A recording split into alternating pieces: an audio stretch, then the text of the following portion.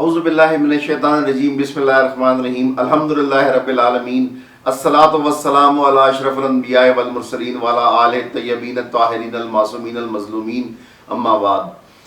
ناظرین کرام، آج حضرت قائد اعظم محمد علی جناح کی یوم وفات کے سلسلے میں آپ سے کچھ گزارشات کرنی تھیں. ایک بات، ان کی زندگی کے بے شمار پہلو ہیں اور اس پر بے شمار کتابیں لکھی گئیں اور جو مطلب آئندہ بھی لکھی جائیں گی.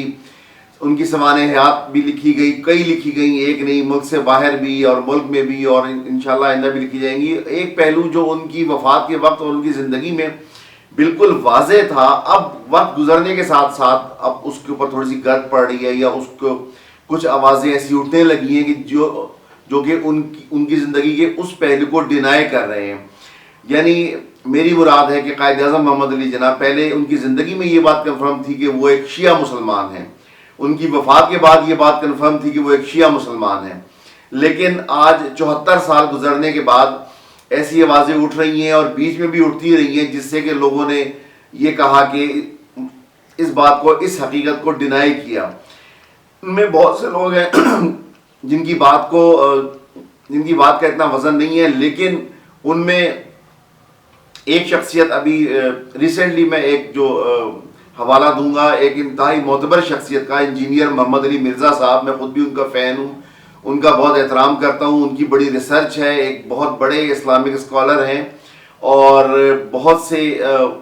حقائق سے انہوں نے پردہ اٹھایا ہے، اور یہ قیامت کی نشانیوں میں سے بھی ہے کہ حقائق سے پردے اٹھیں گے اور ہم شیعان حیدر کرار کی جو ہماری حقانیت ہے اس کو انہوں نے واضح کیا ہے. تو اس بات پر میں ان کا بڑا احترام کرتا ہوں. لیکن جب ان سے یہ سوال کیا گیا کہ قائد اعظم کیا شیعہ مسلمان تھے، تو انہوں نے اس کو ڈینائی کیا اور کہا کہ وہ سنی مسلمان تھے، اور اس پر انہوں نے ثبوت یہ پیش کیا، جو کہ اور جگہوں پر بھی کیا جاتا ہے، کہ قائد اعظم کی نماز جنازہ ایک سنی عالم دین شبیر احمد عثمانی صاحب نے پڑھائی تھی. یہ بالکل اپنی جگہ ایک حقیقت ہے کہ شبیر احمد عثمانی ایک سنی عالم دین تھے اور انہوں نے ہی قائد اعظم محمد علی جناح کی نماز جنازہ پڑھائی تھی. لیکن اس کے علاوہ بھی ایک پہلو ہے جس پر میں آپ کی توجہ مبذول کرانا چاہوں گا. اس وقت ڈاکٹر محمد حسن رضوی صاحب، جو کہ انیس الحسنین صاحب کے صاحبزادے ہیں اور شاہ خراسان امام بارگاہ کراچی کے خطیب ہیں، وہ اسلام آباد تشریف لائے تھے کئی سال پہلے. ان سے ہماری ملاقات رہی، ہم نے ایک مجالس کے عشرے کے سلسلے میں ان کو بلایا تھا اور انہوں نے یہ واقعہ اس وقت ہم سے بیان کیا تھا. اب اس واقعے کی ایک ویڈیو بھی یوٹیوب کے اوپر موجود ہے. آپ قائد اعظم شیعہ تھے اور بائے ڈاکٹر محمد حسن رضوی آپ لکھیں تو یہ آپ کے سامنے یوٹیوب میں آ جائے گا. آپ اس میں پورا بیان سن سکتے ہیں. ان کا یہ بیان ہے کہ میں 11 ستمبر 1948 کی صبح 3 بجے کا وقت تھا، میں اپنے گھر کی اوپر کی منزل پر سویا ہوا تھا کہ اچانک بہت زور سے دق الباب ہوا. دروازے پر کسی نے بہت زور سے کھٹکھٹایا. میں نے نیچے جھانک کر دیکھا تو نیچے تقریباً 30-40 پولیس والے اور 4-5 پولیس کی گاڑیاں تھیں. میں نے ان سے پوچھا، جناب آپ کیوں تشریف لائیں، کیا بات ہے؟ تو انہوں نے کہا کہ ہم انیس الحسنین صاحب سے ملنا چاہتے ہیں. میں نے کہا یہ تو ان کے آرام کا وقت ہے، رات کے 3 بج رہے ہیں، وہ سو رہے ہیں. تو انہوں نے کہا کہ جناب ہمیں فاطمہ جناح صاحبہ نے گورنر جنرل ہاؤس سے بھیجا ہے، قائد اعظم محمد علی جناح کا انتقال ہو گیا ہے، ہمیں انیس الحسنین صاحب سے ملنا ہے. ہم ان کو لینے آئے ہیں کہ وہ ان کے تجہیز و تکفین کے لیے، ان کی غسل کفن اور ان کی تدفین کے لیے انہوں نے خدمات انجام دینی ہے، انیس الحسنین صاحب نے. تو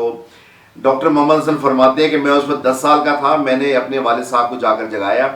میرے والد صاحب جب باہر نکلے تو ان کو بھی پولیس والوں نے یہی بات بتائی. وہ بڑے پریشان ہوئے اور انہوں نے ان کے ساتھ ہو لیے اور میں بھی ان کے ساتھ ہو لیا. یعنی محمد حسن رضوی صاحب جو کہ 10 سال کے اس وقت تھے، وہ بھی ان کے ساتھ ہو لیے.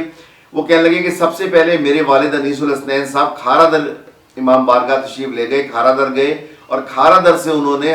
حاجی کلو صاحب کو جگایا رات کو سوتے سے، اور ان سے کہا کہ قائد اعظم کا انتقال ہو گیا ہے اور ان کے غسل اور کفن کے سلسلے میں آپ میرے ساتھ چلیے. حاجی کلو صاحب جو ہیں وہ انیس الحسنین صاحب کے ہم عمر بھی تھے اور ان کے دوست بھی تھے اور یو پی کے رہنے والے تھے. وہ مسجد اور امام بارگاہ میں مؤذن بھی تھے اور وہ سال بھی تھے. شیعہ میتوں کا کو وہ غسل دیا کرتے تھے۔ حاجی کلو صاحب کو انہوں نے ساتھ لیا، اس کے بعد بڑے امام بارگاہ سے انیس الحسنین صاحب نے 2 علم بھی لیے جو وہاں پر ممبر پہ لگے ہوئے تھے، وہ دو علم وہاں سے نکال لیے اور وہ نکال کر ان پولیس والوں کے ساتھ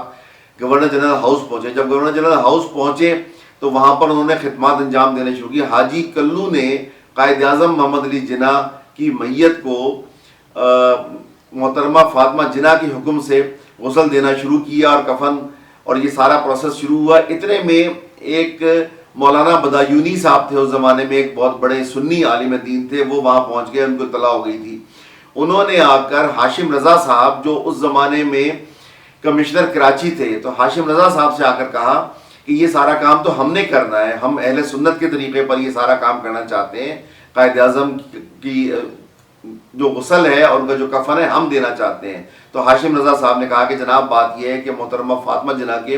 حکم کے مطابق انہوں نے کہا ہے کہ یہ ایک شیعہ عالم دین نے دینا ہے جو کہ پروفیسر صاحب ہیں، کالج میں پڑھاتے ہیں، شیعہ اسلامیات پڑھاتے ہیں، انیس الحسنین صاحب، وہ ان خدمات کو انجام دیں گے۔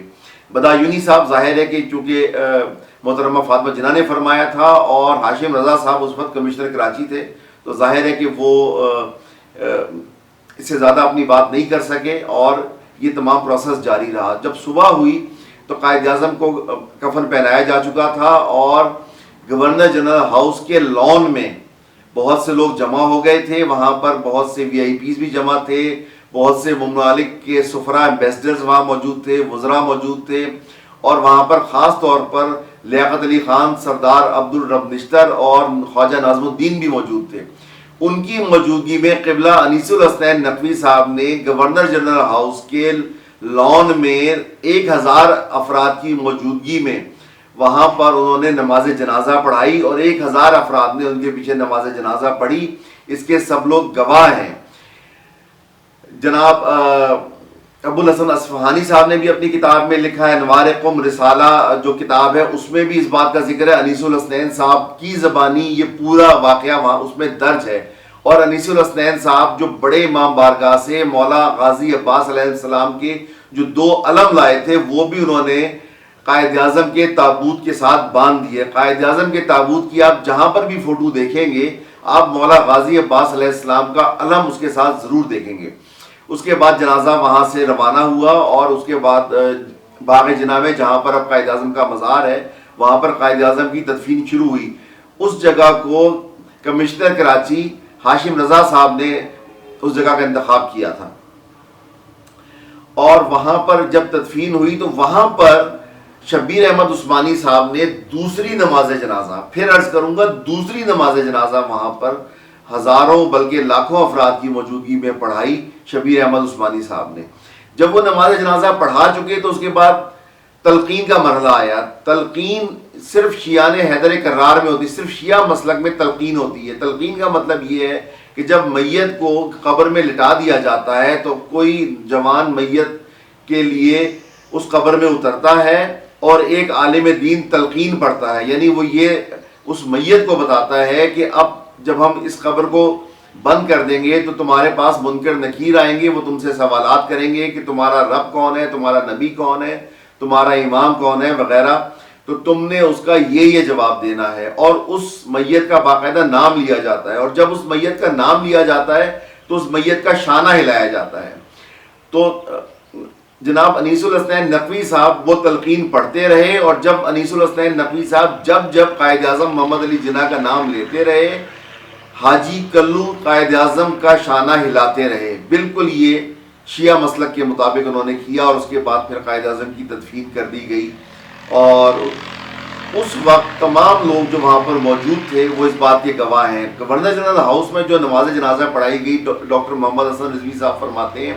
کہ ہمیں اس بات کا افسوس ہے کہ ہم اس کی فوٹو نہیں لے سکے، لیکن سب لوگ اس بات کے گواہ ہیں جو وہاں موجود تھے، اور اس میں بہت سی کتابوں میں اس بات کا ذکر بھی ہے۔ میں اس کے علاوہ بھی عرض کرنا چاہوں گا، ڈاکٹر طاہر القادری نے بھی اس بات میں جو ہے وہ اپنا کمنٹ دیا ہے۔ انہوں نے کہا ہے کہ قائد اعظم پیدائشی طور پر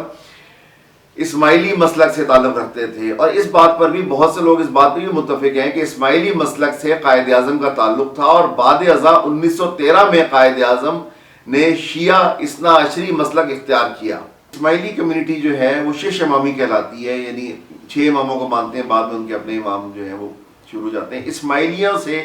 جو شیعہ کنورٹ ہوتا ہے, جو شیعہ اثنا عشری کنورٹ ہوتا ہے اسماعیلیوں سے, وہ کھوجا کہلاتا ہے, کھوجا کمیونٹی کہلاتی ہے. کھوجا کمیونٹی پاکستان میں بڑی تعداد میں ہے, افریقہ میں بھی ہے اور بھی ممالک میں ہے. تو قائد اعظم کھوجا کمیونٹی سے تعلق رکھتے تھے, اور آپ ظاہر ہے کہ یہ بات اس زمانے میں بالکل کنفرم تھی. اب آ کر ہی کچھ آوازیں ایسی اٹھنے لگی ہیں. ایک بڑا مشہور واقعہ ہے قائد اعظم کا کہ ایک جگہ پر آپ انتخابات کی کیمپین کے لیے گئے تھے, تو وہاں پر کسی نے کہا کہ ہم آپ کو ووٹ کیوں دیں. کچھ ظاہر متاثر لوگ بھی ہوتے ہیں, تو انہوں نے کہا کہ ہم آپ کو ووٹ کیوں دیں, آپ تو شیعہ ہیں. تو قائد اعظم نے اس کے جواب میں یہ بالکل نہیں کہا کہ میں شیعہ نہیں ہوں, میں سنی ہوں, یا کوئی اور جواب دے دیتے. انہوں نے کہا آپ ایسا کیجئے کہ آپ گاندھی کو ووٹ دے دیں کیونکہ گاندھی سنی ہے. مطلب قائد اعظم کا کہنے کا یہ تھا کہ اگر آپ ایک شیعہ کو ووٹ نہیں دے رہے تو پھر آپ کو ایک ہندو کو ووٹ دینا پڑے گا. تو ایک ہندو سے تو بہتر ہے کہ آپ ایک شیعہ مسلمان کو ووٹ دے دیں. یہ ان کا قائد اعظم کا اس پر نظریہ تھا. میں انجینئر محمد علی مرزا صاحب سے صرف یہ ایک بات عرض کرنا چاہوں گا کہ انجینئر صاحب بات یہ ہے, میں آپ کا بڑا ادب احترام کرتا ہوں اور آپ کو بہت زیادہ آپ کو فالو کرتا ہوں, آپ کی میں یہ تمام ویڈیوز وغیرہ دیکھتا ہوں کہ آپ نے ایک بات, لوگ آپ کی باتوں پہ یقین کرتے ہیں کہ 1400 سال پرانی جتنے بھی واقعات آپ بیان کر رہے ہیں لوگ اس پر ٹرسٹ کرتے ہیں. میں بھی ٹرسٹ کرتا ہوں, سب ٹرسٹ کرتے ہیں کہ آپ صحیح بخاری, صحیح مسلم, صحیح ستہ سے جو بیان کر رہے ہیں, آپ ہماری کتابیں اصول کافی, ملا یازر الفقی اور الاستبصار اور تہذیب الاحکام, جو بھی آپ ان میں سے باتیں بیان کرتے ہیں, یہ اپنی کتابوں میں سے بیان کرتے ہیں, یہ کمپیریزن کرتے ہیں, ہم اس پہ ٹرسٹ کرتے ہیں. لیکن مسئلہ یہ ہے کہ جب آپ آج سے 74 سال پرانا کوئی واقعہ درست بیان نہ کر سکیں, یا آج سے 74 سال پرانی ایک بات کنفرم ہے کہ قائد اعظم شیعہ تھے اور آپ فرماتے ہیں کہ وہ سنی تھے, تو اس بات کو اگر آپ صحیح بیان نہیں کر رہے تو آج سے 1400 سال پرانی بات پر کوئی بھی آپ کا فالوور کیسے ٹرسٹ کرے گا. میں آپ کو ایک مثال دینا چاہتا ہوں. دیکھیے, جنگ خیبر ہوئی رسول پاک صلی اللہ علیہ وآلہ وسلم کے زمانے میں, اور ہم نے اس کا احوال آپ سے بھی سنا ہے, دیگر علماء سے بھی سنا ہے اور آپ سے بھی سنا ہے. جنگ خیبر میں 39 دن تک رسول پاک صلی اللہ علیہ وآلہ وسلم دیگر صحابہ کرام کو جنگ کے لیے بھیجتے رہے, اور قلعہ قموس جو تھا وہ فتح نہیں ہو رہا تھا خیبر میں. تو وہاں پر آپ نے 40ویں دن کی ایک رات پہلے رسول پاک نے فرمایا کہ کل میں علم اس کو دوں گا جو مرد ہوگا, کرار ہوگا, غیر فرار ہوگا, اللہ اور اللہ کے نبی بھی اس سے محبت کرتے ہوں گے, وہ بھی اللہ اور اللہ کے نبی سے محبت کرتا ہوگا. اگلے دن آپ نے علم مولا علی علیہ السلام کو عطا فرمایا, اور مولا علی علیہ السلام جب جنگ پر گئے تو وہ جنگ جو 39 دن تک فتح نہیں ہو سکی تھی, ایک ہی دن میں یعنی 40ویں دن اس جنگ میں جو ہے وہ مولا علی کو اللہ تعالیٰ نے فتح دی. خدا نہ خواستہ میں آپ سے یہ پوچھنا چاہتا ہوں کہ خدا نہ خواستہ حاکم بدائن اگر اس وقت 40ویں دن مولا علی علیہ السلام کو خدا نہ خواستہ شکست ہو جاتی, یہ ممکن نہیں ہے, تھوڑی دیر کے لیے فرض کر لیں کہ اگر مولا علی علیہ السلام کو شکست ہو جاتی تو وہ مسلمان جو رسول پاک پہ ٹرسٹ کر رہا ہے, رسول پاک نے فرمایا نماز پڑھو, روزہ رکھو, حج کرو, زکوٰۃ دو, امر بالمعروف نہی عن المنکر, اور تمام اچھائیاں کرو, تمہاری جہنم سے اور دوزخ سے جان چھوٹ جائے گی اور تمہیں جنت ملے گی. تو تمام مسلمانوں نے اس پر ٹرسٹ کیا, رسول پاک کی ہر بات پہ ٹرسٹ کرتے تھے, دوزخ, برزخ, میزان, پل صراط, حشر, یوم الدین, ان تمام باتوں پر جو کہ ہزاروں سال یا لاکھوں سال بعد رونما ہونی تھے تمام واقعات, ان واقعات پر رسول پاک کی زبانی مسلمان ٹرسٹ کر رہا تھا. لیکن اگر خیبر کے 40ویں دن مولا علی کو وہاں پہ نعوذ باللہ شکست ہو جاتی تو وہ مسلمان جو ان تمام باتوں پر ٹرسٹ کر رہا تھا وہ پھر ٹرسٹ نہ کرتا, کہ وہ سوچتا کہ وہ بات جو رسول پاک نے رات کو بیان فرمائی ہے صبح کو وہ غلط ثابت ہو گئی ہے, تو اب ہزاروں سال یا لاکھوں سال بعد آنے والی باتوں پر یقین کیسے کیا جا سکتا ہے. اسی مثال کو میں آپ کے اوپر بھی رکھنا چاہوں گا کہ آپ کی ان باتوں پر ایک آپ کا فالوور کیسے ٹرسٹ کرے گا کہ 1400 سال پرانی باتیں آپ درست بیان کر رہے ہیں, جبکہ آج سے 74 سال پرانی بات آپ درست بیان نہیں کر سکے. تو میں یہ جانتا ہوں کہ آپ ایک بہت بڑے آدمی ہیں, آپ اس بات پر رجوع کریں گے, اس بات کو مائنڈ نہیں کریں گے اور انشاءاللہ اس بات پہ رجوع کریں گے. آخر میں صرف یہ کہنا چاہوں گا کہ خواجہ آصف, جن سے میں کافی اختلاف رکھتا ہوں, لیکن یہ بات انہوں نے بالکل حق پر کہی تھی, فلور آف دی ہاؤس پر کہی, قومی اسمبلی میں تقریر کرتے ہوئے انہوں نے کہا کہ قائد اعظم جن کو ہم اپنا باپ کہتے ہیں, بابائے قوم کہتے ہیں, قائد اعظم, ان کے جو قائد اعظم جو کہ مسلکن شیعہ تھے، آپ نے فرمایا خواجہ آصف صاحب نے کہ قائد اعظم جو مسلکن شیعہ تھے،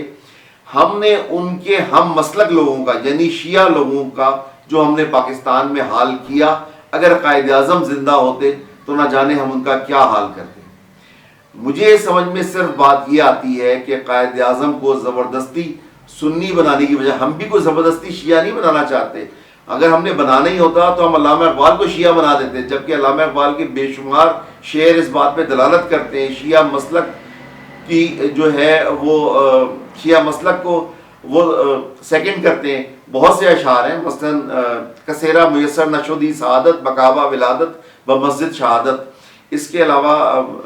علامہ اقبال نے جناب فاطمہ الزہرا صلوات اللہ علیہا کے متعلق کہا کہ یعنی ایک بہت لمبی فارسی میں ان کی نظم ہے جس کا منظوم ترجمہ میں صرف 2 شعر سنا دیتا ہوں کہ امر خدا نے پاؤں میں زنجیر ڈال دی، دل سے یہ بات حکم نبی نے نکال دی، ورنہ طواف تربت زہرا کیا کروں اور اس کی خاک پاک کو سجدہ کیا کروں۔ تو یہ شعر ہے، اور اس کے علاوہ علامہ اقبال کا شعر ہے کہ تفضیل علی ہم نے سنی اس کی زبانی ہے، اس کی طبیعت میں تشیع بھی ذرا سا، اور کیا پوچھتے ہو مذہب اقبال یہ گناہگار بوتراوی ہے۔ تو بے شمار اس طرح کی باتیں، لیکن اس کے باوجود ہم نہیں کہتے کہ علامہ اقبال شیعہ تھے، ہم ان کو سنی مانتے ہیں۔ تو ہم زبردستی کسی کو شیعہ کرنے کی ہمیں ضرورت نہیں ہے، لیکن ایک جو بانی پاکستان جو کنفرم شیعہ تھے، 100% شیعہ تھے، ان کو خواہ مخواہ سنی کہا جائے یا ان کو جو ہے وہ سنیت کی ٹوپی پہنائی جائے، یہ کوئی مناسب بات نہیں ہے۔ اہل سنت ہمارے برادران ہیں،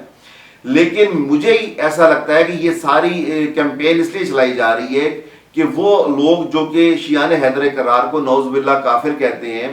جنہوں نے پچھلے 40 سالوں میں شیعان حیدر کرار 40,000 شیعان حیدر کرار کو شہید کیا گیا، بسوں سے اتار کر ان کو شہید کیا گیا، شناختی کارڈ دیکھ کر شہید کیا گیا، ان کی پیٹھ دیکھ کر شہید کیا گیا، ان امام بارگاہوں میں